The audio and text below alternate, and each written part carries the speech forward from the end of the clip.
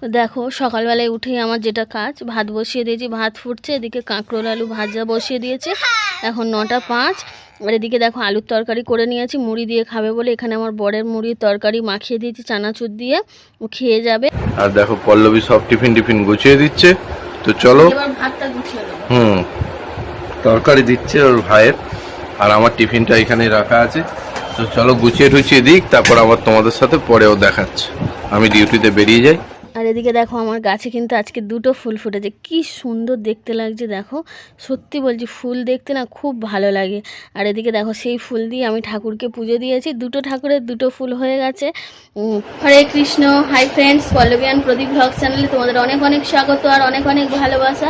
তোমরা সবাই কেমন আছো? আশা করছি সবাই ভালো আছো এবং সুস্থ আছো। আমি আমার পরিবারের সবাই ভগবানের আশীর্বাদে আর তোমাদের আশীর্বাদে ভালো আছি। আর এখন সকাল 10টা 9, এখন থেকেই আমি আমার আজকের নতুন ভিডিওটা স্টার্ট করছি। তোমরা সবাই আমার সাথে থাকো আর প্রথম থেকে শেষ পর্যন্ত দেখতে থাকো।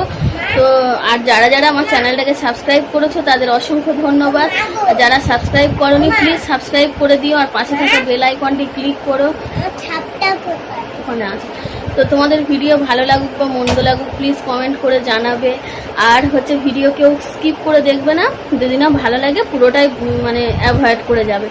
তো আমার দেখে বুঝতে পারছো স্নান টান করে ঠাকুরের পুজো দিয়ে নিয়েছি। আর সকালবেলায় আমার তো রান্না বান্না, ঘর বারান্দা মোছা এই সমস্ত কাজকর্ম হয়ে গেছে। এবার বাকি আছে যেটা, সেটা হচ্ছে আমার ছেলে আজকে খায়নি এখনো পর্যন্ত টিফিন, মুড়ি তরকারি খাবে বলে বায়না করছিল, দিয়েছিলাম একটু অল্প করে, তো খায়নি। হ্যাঁ, সেই কারণে ওকে একটু ভাত খাইয়ে দিই, দিয়ে তারপরে আমি টিফিন খাবো আর বিছানাগুলো গুছিয়ে নেব। তো চলো আমার সাথে থাকো আর দেখতে থাকো। এবার কাজ করবো আর তোমাদের সঙ্গে কথা বলবো। আর বেশি এখন দাঁড়িয়ে বকবক করবো না, একেবারে কাজ করতে করতে তোমাদের সঙ্গে কথা হবে। বিছানার হালটা এটা হচ্ছে, খাটের ওপরের বিছানাটা এই অবস্থা, মেজের বিছানাটাও সেম অবস্থা হয়ে আছে। এটা হচ্ছে কাঁকরোল আলু ভাজা, ডিম ভাজা। তো আমার বরের টিফিন তো গুছিয়ে দিয়েছি, ওকে ডিম ভাজা দিয়ে দিয়েছি, এটা আমার ছেলে খাবে এখন। আর দুপুরবেলায় আমি আর ভাই খাওয়ার সময় গরম গরম ডিম ভেজে নেব। আর এই হচ্ছে মুসুর ডাল পাতলা করে, একদম সিম্পল খাওয়া দাওয়া, আর কোনো কিছুই করিনি আর কিছু করবো না, শুধু খাওয়ার আগে ডিম 2টো ভেজে নেব। তো চলো এখন ভাইয়ের ছেলেকে খাইয়ে দিয়ে লেবু নিয়ে নিয়েছি আর ওর ভাতটা বেড়ে নিই। তো দেখো আমি বিছানাটা গুছিয়ে নেবো ঝটপট করে, সেই জন্য আমি বালিশের কভারটা আগে পরিয়ে দিলাম। আর খাটের বারে যেগুলো শুকর দেওয়া ছিল সেগুলো আমার ছেলে পেরে দিচ্ছে। আর আজকে ওকে প্যান্ট পরিয়ে দিয়েছে।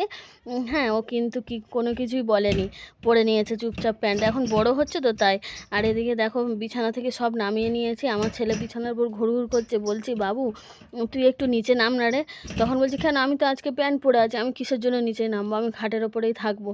তো যাই হোক, ও তার বুঝতে পারছে না যে বিছানা ঝাড়তে গেলে একটু অসুবিধা হবে। ও সাইডে দাঁড়িয়েই আছে আর আমি বিছানাটা ঝেড়ে নিচ্ছি আমার মতো করে।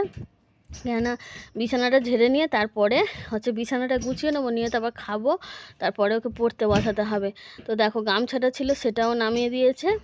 আর এদিকে আমি বিছানাটা ঝটপট করে ঝেড়ে নিলাম, নিয়ে এবারে আমি হচ্ছে যে মেঝেতে জিনিসগুলো আছে সেগুলো নিয়ে সাইডে রেখে দিলাম।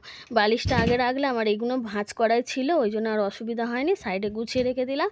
দিয়ে এই পাশের বালিশ 2টো রেখে দিলাম। আর দেখো আমার ছেলে শুয়ে পড়েছে, ওর যেন যত ক্লান্তি সব সময়।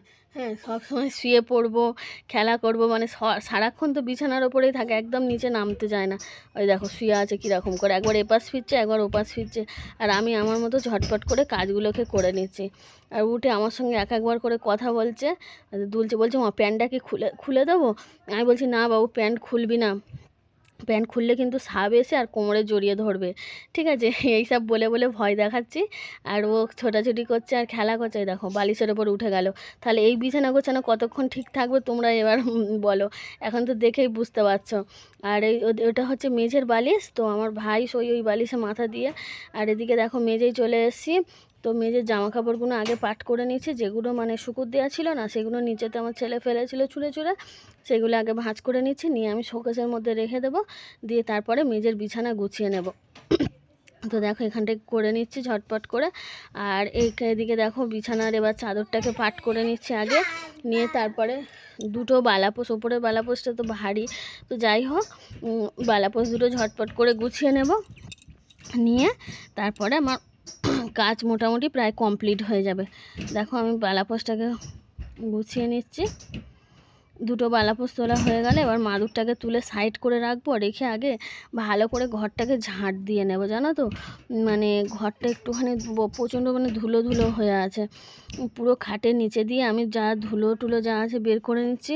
খাটের নিচে প্রায় সময় হচ্ছে ঝাঁট দিই, মানে প্রত্যেক দিনই ধরতে গেলে। তা সত্ত্বেও না যত ধুলো যত নোংরা সব যেন খাটের নিচেতেই গিয়ে ঢোকে, কেন তা কি জানি। তো যাই হোক, এবার দেখো আমি মাদুরটাকে আগে রেখে দিয়ে বালাপোস টালাপোসগুলো রেখে দিচ্ছি।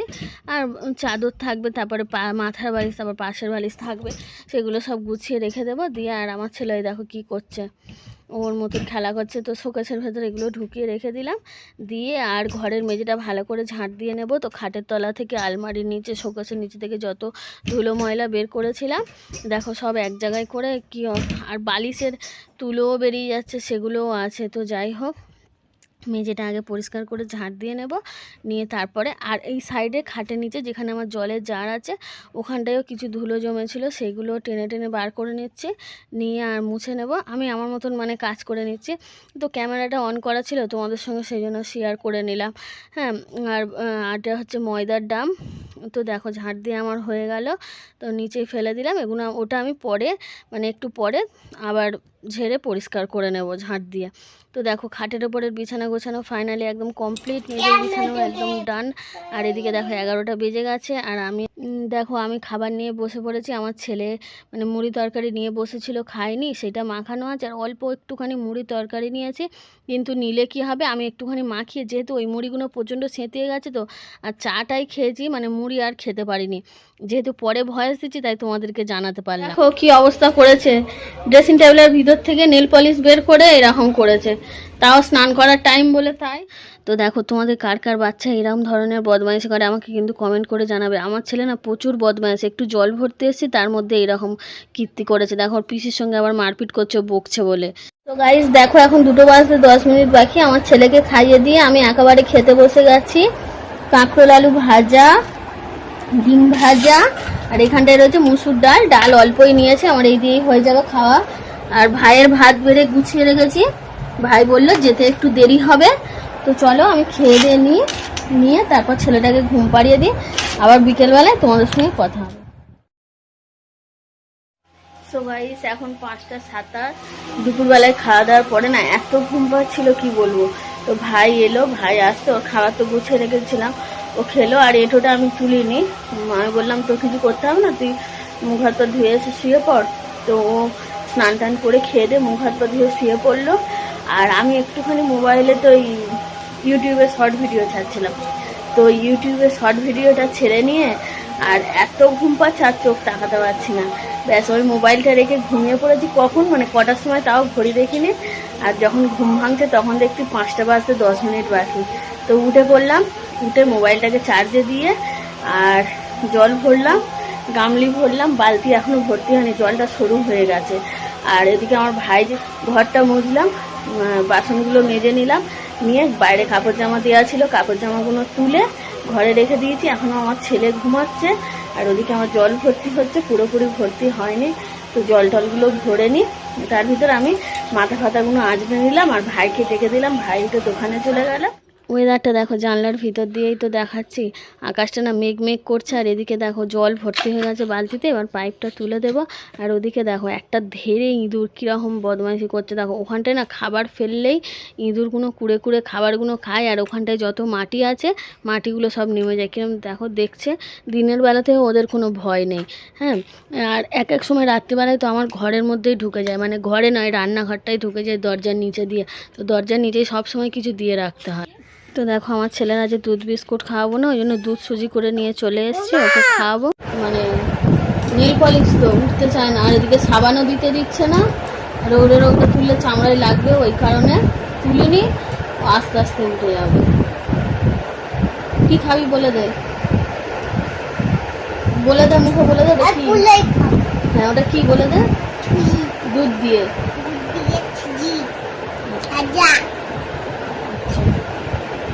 সো গাইস এখন 7টা 10, আর আমার ছেলেকে পড়ানো হয়ে গেছে, ঠাকুরের সন্ধ্যে দেওয়া হয়ে গেছে।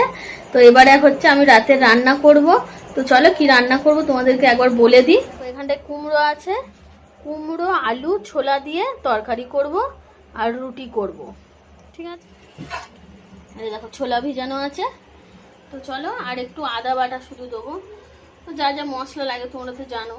দেখো এখানটায় কুমড়ো আলু ছোলা আর আদার টুকরো আছে আর কাঁচা লঙ্কা আছে। তো তরকারিটা চলো বসিয়ে দিই। আর এদিকে কড়া গরম হয়ে গেছিলো, ওই জন্য 5 ফোড়ন দিয়ে কুমড়ো আলুটা আগে ভালো করে ভেজে নেব, দিয়ে যা যা মশলা লাগে দিয়ে বসিয়ে দেবো।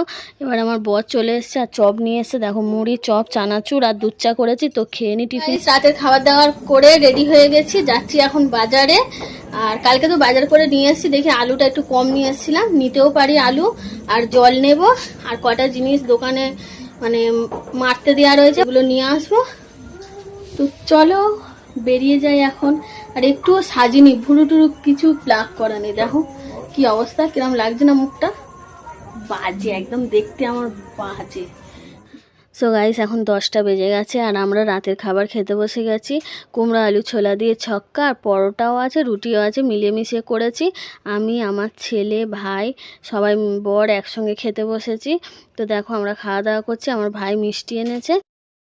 গাইস কালকের ভিডিওটা আমি এন্ড করতে পারিনি, কালকের ভিডিওটা আমি এখন এন্ড করে দিচ্ছি। এখন দুপুরবেলা, এখন 12:30 বাজে। তো চলো কালকের ভিডিওটা তাহলে আমি এখানেই শেষ করছি। সবাই ভালো থাকবে, সুস্থ থাকবে, আমার পাশে থাকবে। আর যারা যারা আমার চ্যানেলটাকে সাবস্ক্রাইব করেছো তাদের অসংখ্য ধন্যবাদ। সবাইকে টাটা, গুড আফটারনুন, হরে কৃষ্ণ।